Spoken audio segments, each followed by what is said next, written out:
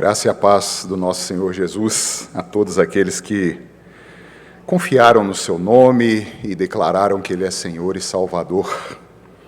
Queridos, na continuidade das exposições dos 10 mandamentos, a gente tem exposto o livro do Êxodo e agora atentamente temos visto o capítulo 20, versículo a versículo ali na seção dos 10 mandamentos, ou melhor, mandamento a mandamento.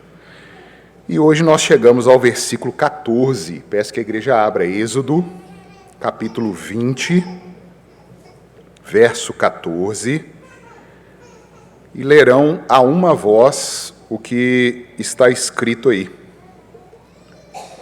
Êxodo 20, versículo 14. A uma voz, todos juntos, não. Pai bendito, nós damos graças a Ti, Deus.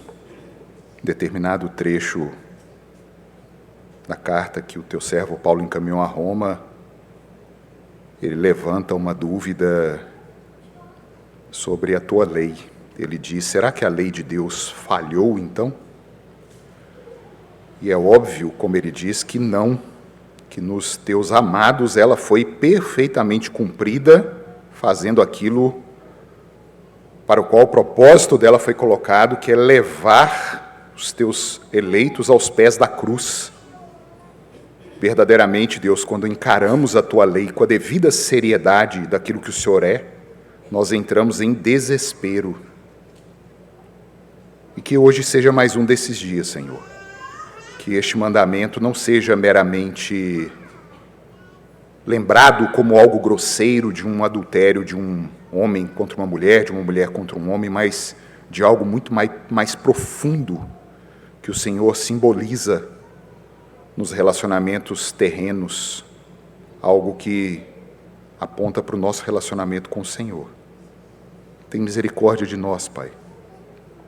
Nós confessamos que carecemos do Teu Cristo, nós precisamos da iluminação do Teu Espírito para poder alcançar isso, porque senão sairemos como entramos aqui, achando que são palavras bonitas, quem não gosta de Jesus, de Deus, mas sem mudança. Nós não queremos isso, nós queremos mudança, Deus, por favor, abençoa, Pai, abençoa os ouvidos, a mente, o coração, porque foi assim que o Senhor definiu na Tua palavra, que ela fosse proclamada. E nós vamos aqui agora proclamar e contar com a Tua misericórdia e graça para aplicá-la em nossos corações. Em nome do Teu Cristo que nós oramos. Amém. Amém. Amados irmãos, se nós pudéssemos mensurar, medir algum pecado de forma financeira, talvez nós teríamos a noção, começar a ter a noção do que nos envolve neste mundo e como Satanás é bem sucedido em enganar e destruir. Satanás é bom, irmãos, bom naquilo que ele faz. Ele é um bom enganador, ele é um bom destruidor, ele consegue enredar essa terra de tal forma, como o próprio apóstolo diz, cegou-lhes o entendimento. O maior mercado do planeta é o mercado de alimentos. Eu fiz uma pesquisa preparando esse sermão. Alimentos e bebidas gira em torno de 9 trilhões de dólares por ano. Eu não sei nem como ter noção assim, do que são 9 trilhões de dólares, mas é o primeiro mercado do mundo. O segundo é energia, petróleo e gás, 7 trilhões de dólares por ano. Saúde, farmacêutica e serviços é o terceiro colocado, 9 trilhões de dólares. Tecnologia, equipamento, software, serviço, 5 trilhões, está em quarto lugar. O mercado financeiro propriamente dito, bancos, seguros, etc., correlatos, 4 trilhões, é o quinto maior mercado do mundo. Em sexto lugar vem o mercado imobiliário, com 4 trilhões de dólares de movimentação. Em sétimo lugar, automotivo, incluindo ali os serviços, cerca também de 4 trilhões de dólares. Em oitavo lugar, o vestuário e a moda, que gira em torno de 1,7 trilhão de dólares por ano. Em nono lugar, vem as armas civis e militares, em termos aí de 600 a 700 bilhões de dólares por ano. Em décimo lugar, drogas, entre 400 e 750 bilhões de dólares por ano. E em 11º lugar, a pornografia, irmãos. Pornografia girando aí em torno de 65 a 180 bilhões de dólares por ano. Se um pecado pudesse ser medido de forma financeira, o não adulterarás poderia ser medido assim. Pense no juízo que está sendo acumulado sobre esse mundo que consegue movimentar 180 bilhões de dólares em pornografia. Em pornografia. Mas, queridos, a pornografia, ela não é o problema. Eu costumo dizer nos aconselhamentos, a pessoa vem reclamando um monte de coisa e tal. Eu falei, meu irmão, você sabe que isso aí é como a febre. Você só está me relatando sintoma. Há algo antes que está provocando esse sintoma. Há algo antes da pornografia que está causando a pornografia. E o problema é o coração do ser humano, irmãos. Há uma doença incrustada chamada pecado, transgressão da lei, não dar ouvidos ao que o Senhor nos ordena, que vai gerar todas as mazelas que você possa entender. Então não coloque o pecado fora de você, ou a culpa fora de você. O problema está aqui, em nós. Em nós. E o 7º mandamento é um desses mandamentos que aponta para dentro da gente. E como o 6º que nós vimos na pregação anterior, o não matarás, esse mandamento ele pode nos dar uma falsa sensação de segurança diante da lei de Deus. Eu mesmo fiz dia 31, acertei, viu? 31 de maio, 27 anos de casado. Eu posso virar diante de Deus e falar assim, eu nunca adulterei. Bater no peito, forte. Mas aí mais no final nós vamos ver que não é bem assim, não. Justamente porque aqueles que entendem de uma forma mais rasa, mais grosseira do não adulterarás, pode se orgulhar de um possível não adultério porque nunca de fato cometeu um ato. E nós vamos no segmento aqui ver isso. Deus nos tem falado, irmãos, nessa série de pregações dos seus mandamentos, e que esses mandamentos, eles são tanto carnais, físicos, práticos, quanto interiores, espirituais. Nós temos sempre relembrado a igreja que nós somos seres integrais, alma e corpo. Mais uma vez, nós não somos mais corpo do que alma, como o presente século tenta defender, e nem mais alma do que corpo. Nós somos uma integralidade, criaturas do Senhor, as quais Ele trouxe da matéria e nos soprou o fôlego de vida, onde nós passamos a ser seres viventes. Então, você não tem uma alma num corpo, você é uma alma em um corpo. É o seu ser, isso tem que ficar muito claro, para você entender o problema que nós temos com a lei de Deus, aquilo que fazia parte de nós e que foi quebrado. Deus nos constituiu dessa forma integral. Com isso em vista, eu insisto sempre em alertar, queridos. A lei nos foi dada para apresentar o problema. Como Paulo insistentemente defende na carta aos Romanos, não botem a sua confiança na lei. Capítulo 3, evidentemente que ninguém poderá ser justificado pelas obras da lei, porque pela lei vem o conhecimento do que nós somos. A lei é o espelho que mostra a nossa feiura. A lei é uma radiografia espiritual, e ela vai mostrar ali dentro tudo que está quebrado. E é muita coisa, irmãos, que está quebrado. Mas ninguém aqui vai no hospital quando tropeça e toma um tombo e está sentindo dor no braço, e mediante a radiografia que detectou ali que quebrou um osso, ninguém pega aquela radiografia e sai comemorando o hospital. Você vira para o médico e fala, então resolve isso aí, doutor. Põe um gesso aí, arruma um... Está quebrado. A radiografia ela não te cura, a radiografia só identificou o problema. Existe algo depois que é o tratamento. E a lei de Deus é essa radiografia, irmãos, ela não resolve o problema. E o tratamento é o Evangelho. O tratamento é a reconciliação por meio do sangue do Cristo, Filho de Deus, que foi derramado para nos curar. E sem esse sangue não há cura. E nós vamos continuar insistindo em livros, terapias, psicologias, sociologias, remédios que são fabricados por homens mortais como nós e que não levam a lugar nenhum. Podem dar até um alívio momentâneo, um refresco, mas depois o inferno volta e a gente não tem paz. Anunciam paz, paz, paz, como nos tempos de Jeremias. Jeremias capítulo 7, Deus vira para ele, Jeremias chega na porta do templo e diga, paz, paz, paz. Mas eis que não há paz. Não há paz fora do nosso Senhor. Irmãos, pergunte ao ímpio.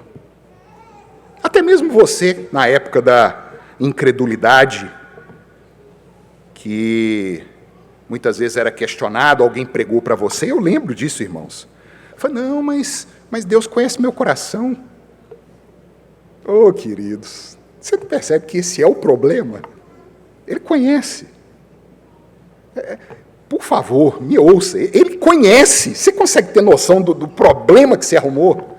Ele consegue ver no seu coração, como você mesmo está declarando, ele consegue ver toda a sua ganância, toda a sua lascívia, toda a sua luxúria, toda a sua pornografia. Ele está vendo. E o que nós vamos fazer com isso? Então a gente se condena com a própria fala. Não, Deus conhece meu coração, eu sou até bom. E a gente não sabe o quanto que nós estamos sendo enredados por esse sistema que foi colocado sobre nós agora e que nos leva a nos orgulhar ainda mais e desmerecer aquilo que Deus trouxe para nós. Gente, o profeta Isaías capítulo 6, Isaías tem uma visão do trono branco. Paulo vai comentar dessa visão no livro de Atos, quando Isaías viu o Espírito Santo. Olha que interessante, né? Abrindo aqui um parêntese, me veio em mente aqui agora. Fica tão claro no capítulo 6 de Isaías que é Deus o Pai que está sendo manifesto ali numa visão. E em Atos dos Apóstolos, o apóstolo Paulo vira e fala assim, e o Espírito Santo quando apareceu a Isaías. É a valsa da trindade, como a patrística definiu, né? A pericorese, essa santa confusão, o Pai, o Filho e o Espírito Santo trabalhando juntos. E ali Isaías, diante daquela visão, o santo profeta vira e fala assim, ai de mim, eu vi. E eu sou um homem de lábios impuros, habito no meio de um povo de impuros lábios. E acabou. É isso, irmãos. Lança uma espaçonave em direção ao sol, o sol que nos ilumina, que nos dá vida, que nos dá colheita. À medida que aquela espaçonave for chegando perto do sol, ela vai ser destruída, irmãos. E assim somos nós com o nosso Senhor. Não é porque o sol é ruim, não. É a potência, é o que Ele é. E Deus é fogo consumidor, como Ele diz na Escritura. E esse mandamento aqui, eu oro a Deus, estive preparando esse sermão, orando a Deus, Senhor, bota no coração desse povo o temor do Senhor. Não é um temor servil, um temor de vara, mas é um temor da sua pureza e da sua santidade, a ponto desse povo desejar ser santo porque o Senhor é santo. Essa pureza do Senhor, esse Senhor que no dia da sua volta vai queimar o próprio sol. Os elementos se desfarão. Você já imaginou? Deus na sua manifestação queimando o sol. Como assim, pastor? O sol que queima tudo? É. Porque a glória dele é infinitamente superior àquilo que ele criou, que é um sol. Meramente um sol para ele. Então, queridos, muito mais do que um problema que pode parecer distante da igreja, né? Adultério, não, isso é lá fora, é no mundo, né? Pornografia, que isso, pastor? Nada. Oi, irmãos, o adultério é o principal pecado da igreja. E, biblicamente, nós vamos ver isso aqui hoje. Eu estou sendo atrevido, porque quem sou eu para, né, classificar e quantificar pecados? Mas, biblicamente, nós vemos na história do povo de Deus, na história da igreja, desde Adão até a consumação ali da Escritura, que o adultério foi um dos pecados, junto com o quarto mandamento, mais cobrado por Deus sobre o povo dele. É o dia do Senhor, que está intimamente ligado com o adultério, com a quebra da aliança. Nós lemos Oséias aqui, irmãos, por favor, A leitura de Osés não está ali solta, só para encher uma parte do culto, ler um texto aqui. Não, não. Lembra da leitura. O que é que Deus está falando ali? Do adultério do seu povo. Ele sendo o esposo e a esposa adúltera com muitos amantes. Queridos, a palavra adultério, ela carrega um sentido de falsificar algo que é verdadeiro. Porque muitas vezes a gente pode falar de adultério, a gente já vem em mente assim, marido e mulher, casamento. Não, não. No sentido amplo, né, semântico da palavra, adulterar é falsear algo que era original, que era verdadeiro. Eu posso adulterar um documento, eu posso adulterar um testemunho, eu posso adulterar um vídeo de uma prova, de um julgamento. Então, adulterar é tornar falso o que era verdadeiro. Adulterar está ligado à mentira, à corrupção, a corromper. Especialmente, aí vem, relações de aliança. Cremos que esse peso está mais concentrado no casamento, porque o casamento verdadeiramente é uma aliança que um homem faz com uma mulher faz com um homem. E quando isso é corrompido, ele foi adulterado. Então, aquele relacionamento e a pessoa se tornou adúltera. Ela corrompeu a originalidade daquele relacionamento. E não meramente a aliança entre marido e mulher, mas de Deus com o seu povo. Irmãos, Deus que estabeleceu o casamento entre um homem e uma mulher no Éden, os profetas e os apóstolos não olharam para um casamento e pensaram assim, olha, um casamento, eu vou usar uma ilustração nessa verdade que é o casamento de homem e mulher, e vou criar uma ilustração de Deus como marido e a igreja como esposa. É justamente o contrário, irmãos.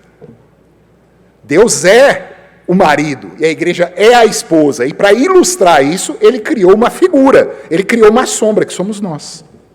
Uma imagem daquilo que é verdadeiro, daquilo que é real.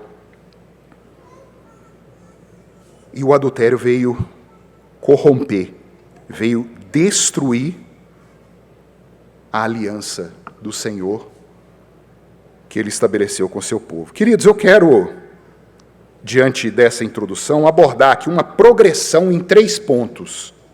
Eu costumava brincar na congregação, eu falava, hoje a pregação é presbiteriana, ela é 3 pontos, que diz que pregação de 4 pontos é batista, né? Mas bobagens à parte, nós vamos do menor para o maior. Nós vamos começar no primeiro ponto, sobre o que fazemos, o ato exterior, a prática. Depois nós vamos para dentro, o ato interior, ou melhor, o ato de pensar, aquilo que nos move a volição. E, por fim, chegar à verdade, o terceiro ponto, que é a realidade que é Deus com seu povo. Quando nós falamos de adultério, nós não podemos parar meramente num relacionamento marital, porque senão vai ser uma mensagem moralista. Faça isso, não faça aquilo, cuidado aqui e ali. Não, não. Pregação não é para isso. Pregação é para mostrar Cristo e o relacionamento dele com o seu povo. Cristo, o nosso Redentor. Então, o primeiro ponto, o que nós fazemos? O ato exterior. O casamento, queridos, a união, a aliança entre o homem e a mulher, ele foi definido no Éden. E, infelizmente, nós não temos o tempo, né, necessário aqui, nós temos que encurtar. Mas apenas um homem e uma mulher em casamento. Qualquer coisa fora disso é adultério.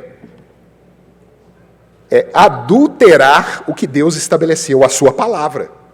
Então, olha o problema, nós já começamos a mexer naquilo que João diz assim, aquele que acrescentar ou retirar alguma coisa do que foi dito, lhe será acrescentado os flagelos. E o mundo hoje defende uma multidão de relacionamentos estranhos a essa união apenas de um homem e uma mulher. Primeiramente, queridos, a união deve ser chancelada pelo magistrado, que é a autoridade instituída por Deus nesse mundo. O que eu já vi, gente, a gente tem que ter muita misericórdia, né? Irmãos, irmãs principalmente, né, que se achegam à igreja, e o marido é incrédulo. E são juntados. Ah, então junto? Como é que é? O ditado é, quem juntado com fé, casado é. Tem um ditado nesse assim, né? Não é não, meu irmão. Está contrário à Escritura. Deus instituiu você chegar diante da autoridade, que é o magistrado civil, e dar satisfação da sua vida conjugal diante desse magistrado. É simples o ato, mas é um ato ordenado. É igual o batismo, é simples, um pouquinho de água na cabeça, é o ato ordenado. E quando nós transtornamos isso, nós estamos adulterando a Escritura. Hoje, nós temos o casamento poliamor, um homem com duas mulheres com um homem, e o pior, o magistrado civil está reconhecendo isso, irmãos. Já tem casamentos registrados de 3 pessoas, 4 pessoas. Rio de Janeiro já está assim. Eu vi nas reportagens. É adultério. Está adulterando o que Deus deixou escrito. Nós temos os namoros modernos hoje, irmãos. Irmãos, eu não vou ser aqui presunçoso, mas não existe namoro, não. Você não vê isso na Escritura. Existe, sim, um tempo em que um homem e uma mulher querem se unir e eles vão se conhecer. Conhecer expectativas, conhecer desejos, finalidades, como caminhar. E, nesse tempo que também nós não podemos definir, é 5 meses, 1 ano, 2 anos, não. Nesse tempo, não há contato sexual, há muita conversa, muito conhecimento, para chegar finalmente e falar, não, vamos fazer a nossa aliança diante do magistrado civil, um homem e uma mulher. Mas hoje o mundo defende o namoro como algo assim, vai, transa, experimenta, vê se é isso mesmo, até mora junto para ver se vai dar certo, se não der, separa e larga para lá. Irmãos, adultério,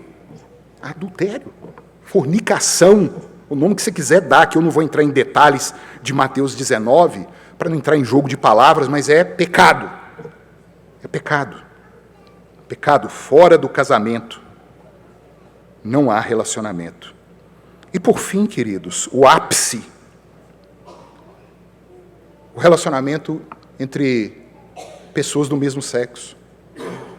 Adulterou a Escritura. Nós não fomos constituídos para isso. E isso tem trazido consequências devastadoras, irmãos. Queridos, muitas pessoas olham, e veem a homossexualidade, o lesbianismo hoje. Não, Deus vai se irar e vai trazer a ira sobre o mundo. Meu irmão, você está errado. Leia o 1º capítulo de Romanos. Deus não vai trazer ira nenhuma sobre o mundo por causa da homossexualidade, não. A homossexualidade já é a ira. Já é a manifestação da ira do Senhor. Por causa da idolatria, e nós vamos chegar lá, a idolatria que é adultério, do povo de Deus com ele, por causa da quebra da aliança. Qual que é a punição, qual que é o castigo disso? Deus os entregou às suas paixões e prazeres. Já é a ira manifesta, não tem que chegar mais nada. Já é o pagamento do pecado na vida da pessoa. E muitas vezes a gente não tem essa noção. A gente tem sido enganado, até mesmo muitas vezes tentando dar apoio, igrejas liberais, pastores que são mais coaches aí da internet. Irmãos, nós estamos vivendo uma onda que muitos pastores até conhecidos aí dos meios, das mídias, têm dado apoio a esse tipo de relacionamento, dado apoio ao adultério, a adulterar a Escritura, até o ponto aí todos sabem de dizer que é necessário atualizar a Escritura, porque isso aqui serviu a um determinado povo, a um determinado tempo, e aí entra as ciências humanas, sociais, entra a sociologia, não, porque agora e tal. Paulo alertou sobre isso nas suas cartas, cuidado, porque as pessoas se cercarão de mestres como que com comichão nos ouvidos, para justamente receber isso, abraçarem a mentira e abandonarem a verdade. E assim Deus lhes envia a operação do erro, para que creiam na mentira e abandonem, de fato, o que é verdadeiro. Mas, irmãos, tendo essa questão do que nós fazemos nesse primeiro ponto, do ato em si, nós poderíamos nos orgulhar, como eu falei aqui. Não, mas isso não tem dentro da igreja não, pastor. O povo é bonitinho, todo mundo, sentadinho, canta louvor, vem na igreja, dá o dízimo, tá. Irmãos, vamos para o segundo ponto? mais do que fazer, pensar. Aí, quando eu coloco pensar aqui, tomemos isso de uma forma mais ampla. Toda a volição que se levanta dentro de nós, o ato interior. Queridos, o corpo faz e expressa aquilo que está dentro de nós. Não tenta separar, não. O corpo manifesta e faz, que é o primeiro ponto, aquilo que antes estava lá dentro de nós. Abramos a Escritura no Evangelho de Mateus, toda a igreja. Evangelho de Mateus. Vamos ao capítulo 5.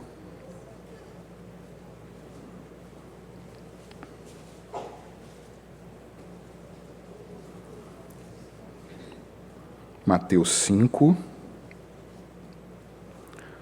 Nós vamos ao verso 27 até o 30. Vamos até o 32.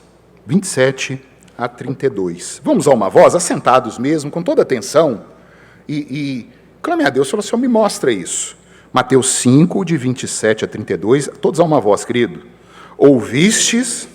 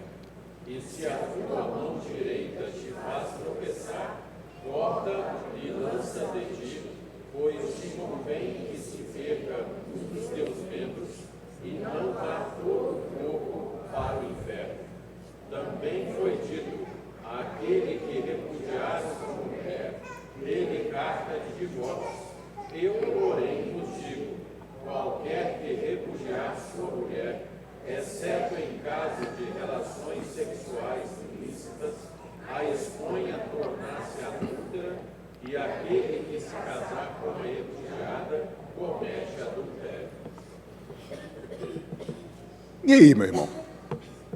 Como fica? Jesus não está mentindo aqui. Jesus vem e fala assim, ó, se o seu olho te faz pecar, arranca ele.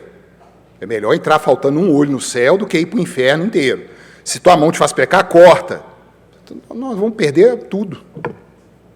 Vocês estão vendo que ele nos coloca uma situação impossível?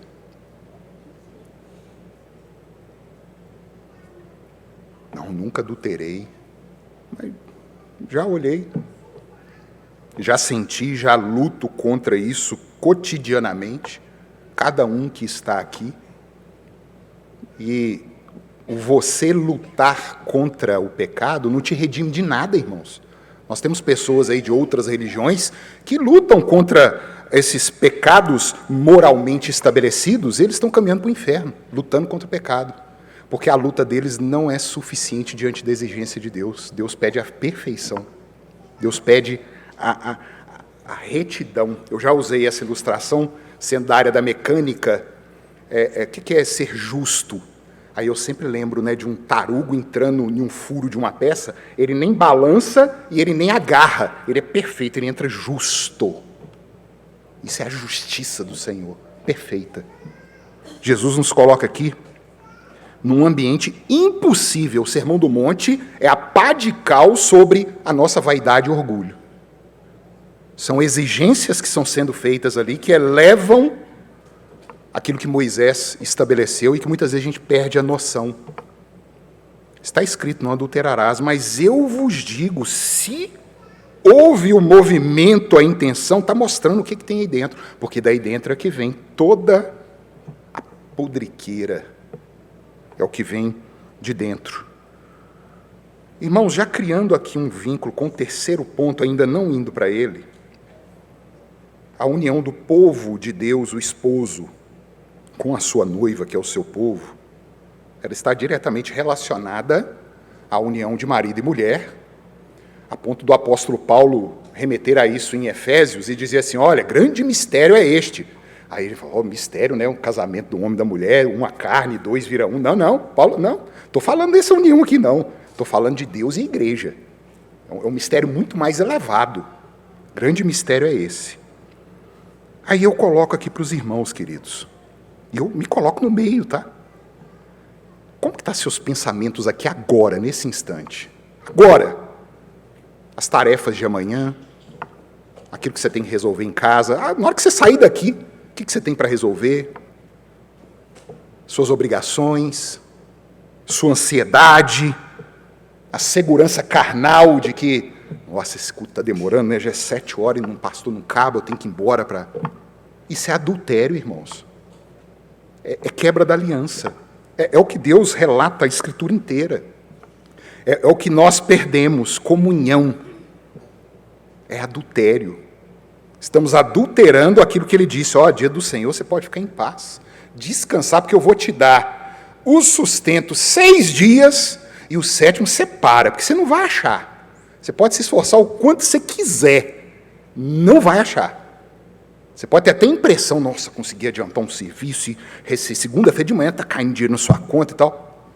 Do jeito que entrou, vai sair mais de embaixo. Como o profeta diz, essa aqui é o furado.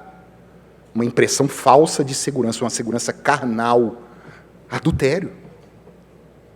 É aí que eu quero levar a igreja. Queridos, os nossos símbolos de fé, perguntas 138 e 139, eu fiz questão de trazer, que prestem atenção. Quais são os deveres que eu devo fazer? E os deveres que são exigidos no 7º mandamento. Presta atenção. Os deveres exigidos no 7º mandamento são castidade no corpo, na mente, as afeições, palavras e comportamentos. A preservação disso em nós mesmos e nos outros. A vigilância sobre os olhos e todos os sentidos. A temperança, a conservação da sociedade de pessoas castas, a modéstia no vestuário, o casamento daqueles que não têm o dom da continência, o amor conjugal e o sexo entre marido e mulher. É exigido. O trabalho diligente em nossas vocações, o evitar todas as ocasiões de impurezas, o resistir às suas tentações. E quais são os pecados proibidos no 7º mandamento? Os pecados proibidos no 7º mandamento, além da negligência dos deveres, que é pecado, negligenciar o que é dever, os pecados são o adultério, a fornicação, o rapto, o incesto, a sodomia e todas as concupiscências desnaturais, todas as imaginações, pensamentos, propósitos e afetos impuros, todas as comunicações corruptas ou torpes, ou ouvir essas comunicações, os olhares lascivos, o comportamento impudente ou leviano, o vestuário escandaloso, a proibição de casamentos que são lícitos e a permissão de casamentos que são ilícitos, o permitir, tolerar ou ter bordéis, casas de prostituição e a frequentação deles, os votos embaraçosos de celibato, a demora indevida de casamento, o ter mais que uma mulher ou mais que um marido ao mesmo tempo, o divórcio ou o abandono injusto, a ociosidade, a glutonaria, a bebedice, a sociedade impura, cânticos, livros, gravuras, danças, espetáculos lascivos e todas as demais provocações à impureza ou atos de impureza, quer em nós, quer nos outros. Irmãos, levanta a mão aqui, e essa lista aqui não é exaustiva, tá? Levanta a mão aqui, que escapa a esses pontos que foram levantados aqui. Essa é a nossa realidade, irmãos. E indo para o 3º ponto, a realidade dessa aliança. A aliança que é adulterada, a aliança de Deus entre o seu povo, e não pode ser adulterada. Queridos, como a gente acabou de ver aqui, a exatidão que Deus nos impõe para que obedeçamos e sejamos justos diante dele, nunca será alcançada. Eu espero que, assim, desde o primeiro mandamento até agora, eu espero em Deus que esteja assim. Realmente, se no dia do juízo eu chegar diante de Deus e falar, Senhor, me julga de acordo com a minha justiça, não sobra nada. Eu espero que isso já esteja claro para cada um aqui. Mais uma vez, porque é evidente que pela obediência da lei ninguém será justo diante de Deus, pois pela lei vem o conhecimento do pecado, do que nós somos. E mais, Romanos 3, 19 e 20, Paulo diz assim, ora, sabemos que tudo o que a lei diz aos que vivem na lei, o diz para que se cale toda a boca e todo mundo seja culpável perante Deus. Mais uma vez, visto que ninguém será justificado diante de Deus por obras da lei, em razão de que pela lei vem o pleno conhecimento do pecado. Irmãos, daí eu fico pensando, quantas vezes nós cometemos adultério contra o Senhor? Quantas vezes nós já deixamos... Vou usar um exemplo aqui bem simples, né? E não se limitem só a isso, não. Culto 6 horas. Mas tem um filme hoje que vai passar, tem um jogo que está acontecendo. Só isso não atrapalha, não. Irmãos, será que verdadeiramente a gente é crente, a gente entendeu o que está acontecendo aqui agora?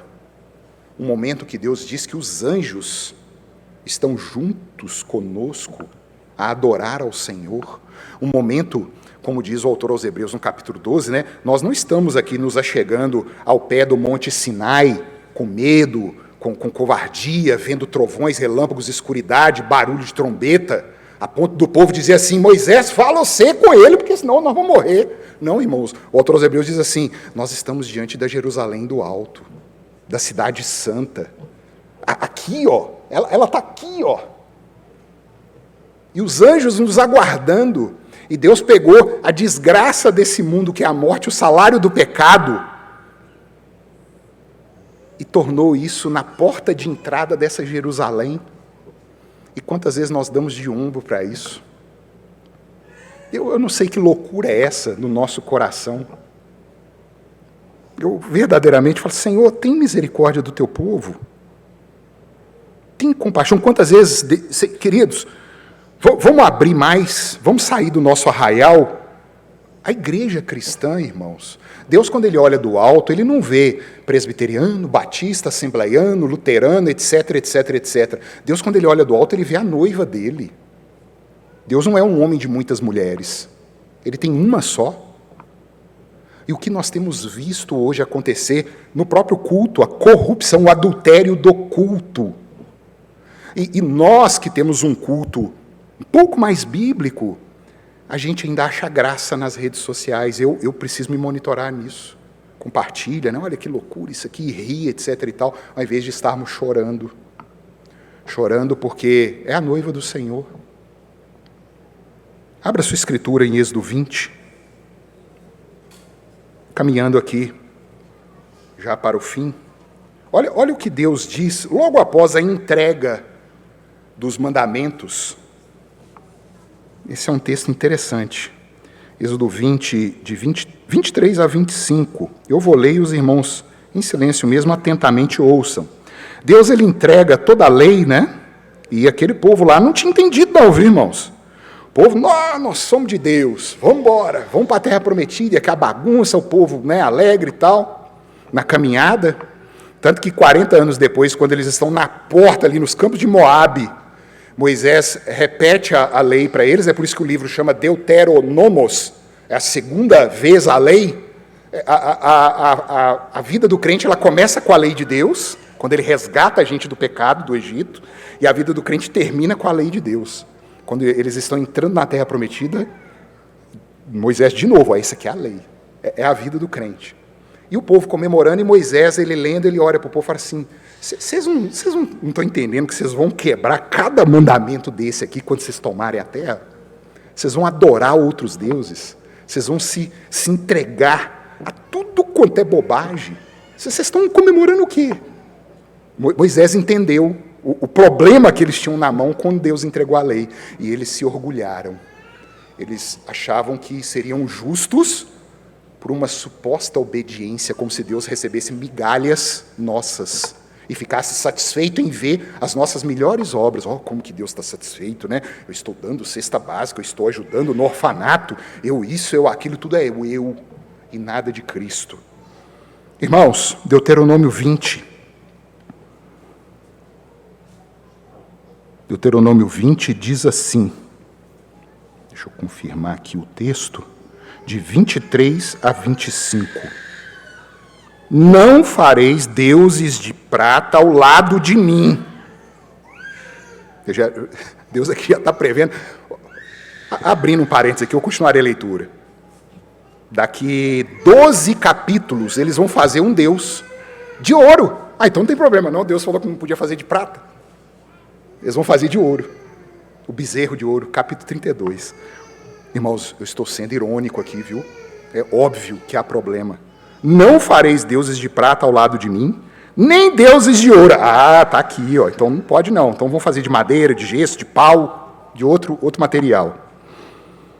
Um altar de terra me farás, e sobre ele sacrificarás os teus holocaustos, as tuas ofertas pacíficas, as tuas ovelhas e os teus bois, em todo lugar onde eu fizer celebrar a memória do meu nome, virei a ti e te abençoarei. Se me levantares um altar de pedras, não o farás de pedras lavradas, pois se sobre ele manejares a tua ferramenta, profaná-lo-ás. Irmãos, a igreja do Senhor tem profanado o altar de Deus o tempo inteiro nos nossos tempos. Cultos sendo celebrados de forma indevida, onde Deus não ordena o que está sendo colocado dentro da sua igreja. Isso é manejar a nossa ferramenta em cima daquilo que foi ordenado. É achar, não, a minha estratégia, a minha tática para atrair os jovens, eu preciso colocar aqui dentro um jogo de luz, uma fumaça, pintar isso tudo aqui de preto e trazer isso e aquilo, manejando ferramenta, adultério. Vocês estão vendo o problema que nós temos na mão? Como igreja, irmãos. Adulterando o altar do Senhor. Porque ele colocou bem claro o que ele quer do seu povo. E a gente se achando mais sábios do que Deus, nós entregamos a ele, não, o Senhor vai receber isso aqui. E passamos por cima de tudo. Que eu diga Nadab e Abiú, que foram consumidos diante do Senhor, porque levaram fogo estranho. Aí eu vejo às vezes, não, o que tinha ali? Tinha um azeite diferente? Tinha, queridos, fogo estranho é rito não ordenado pelo Senhor. Acabou. Levou diante dele o que ele não pediu. Essa é a pureza do Senhor. Essa é a pureza do nosso Deus, irmãos. Pedras lavradas, cultos inventados, ritos bizarros, fogo estranho, e muitas vezes nós nos calamos e não levantamos a voz contra absurdos em nome de uma paz. Não, mas você está sendo muito fariseu? Eles estão com sinceridade louvando a Deus. Eu já comentei desse livro do Martyn Lloyd-Jones, né? É sincero, mas é errado, irmãos. Sincero, mas errado. E assim como nos tempos de Jeremias, não há paz. E temos vivido momentos, queridos, terríveis na igreja. Isaías 3, o profeta levanta: darei como testa do meu povo mulheres para governá-los. Crianças serão levantadas diante do meu povo para instruí-los. Queridos, o profeta Isaías escreveu isso 750, 800 anos antes de Cristo. Nós temos visto mulheres tomando a frente da igreja, sendo submetidas a fardos que não são delas. Crianças sendo levantadas, que eu diga aí, pastor Miguel, não sei a bagunça que está acontecendo, hein? Menino gritando, falando embolado. Queridos, a igreja está sob juízo. É Isaías 3 se cumprindo hoje, e nós temos as mídias para testemunhar isso. Nós estamos vendo isso. Irmãos, o que nós fazemos numa situação dessa, irmãos? Queridos, abraça a Cristo. Abraça a Cristo. Eu comentei isso no sermão passado e vou falar de novo. Diz que o puritano estava no leito de morte, eu esqueci o nome dele. E aí os puritanos eles tratavam esse momento com muita gravidade e foram visitá-lo, o presbitério. Falei, meu irmão, você está preparado? Você está morrendo. Eu falei, nossa, como assim, né? A mente do povo, você não pode falar em morte, é um absurdo. Meu Deus, não existe morte, ninguém morre. Mas lá não, você está morrendo, você está preparado para encontrar com Cristo? Ele falou, estou. Eu vou pegar todas as minhas obras boas que eu fiz, vou colocar num canto. Vou pegar todos os meus atos malignos, vou colocar no outro canto, e eu vou correr para os pés de Cristo. Essa é a mente, querido. Se não for assim, se não for confiando nos méritos, na obediência ativa do Senhor Jesus, e no seu sacrifício passivo, onde ele se entrega como ovelha muda na mão dos seus tosqueadores, e é sangrado na cruz, e entrega sua vida escorrendo pela terra, o que te resta é responder diante de Deus mediante os 10 mandamentos. Um Deus que é justo, um Deus que é fogo consumidor. Arrependa-se, creia no Evangelho da misericórdia e da graça, desista de si mesmo, isso é o que Cristo fala, negue-se a si mesmo, tome a minha cruz e me siga. Não confie na força do seu braço, nos seus cavalos, na sua inteligência. Abrace a redenção que é oferecida sem preço e sem dinheiro, para se ver livre do peso dessa maldição que foi colocada quando o homem se atreveu a querer ser como Deus. É a única forma que nós temos de nos achegar ao nosso Pai. E como Paulo diz, clamarmos, Abba, Pai. Abba, Pai. Ele é o nosso Pai. Cristo